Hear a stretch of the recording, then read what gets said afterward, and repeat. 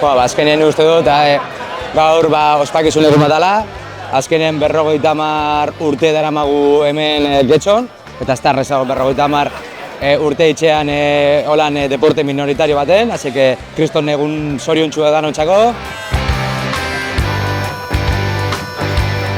Un día como hoy es muy bonito porque bueno, consigues reunirte con toda la gente con la que has jugado a lo largo de los años, que de otra forma si no, no verías.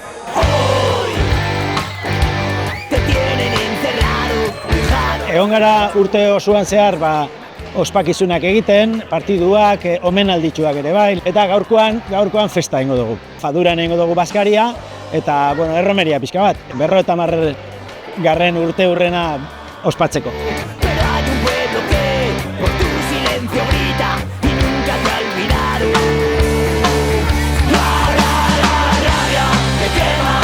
Algortan behintzat ia kuadrilla guztietan badago jokalariren bat, eta batzutan kuadrilla osoa, eta hori oso polita da herri baten, hain sustraituta egotea kirola.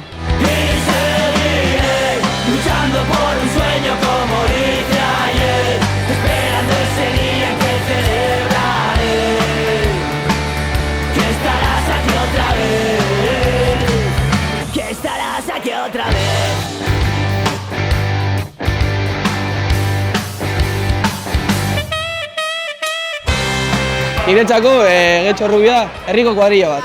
Etxea, familia bat eta ondo pasatzeko esparru bat.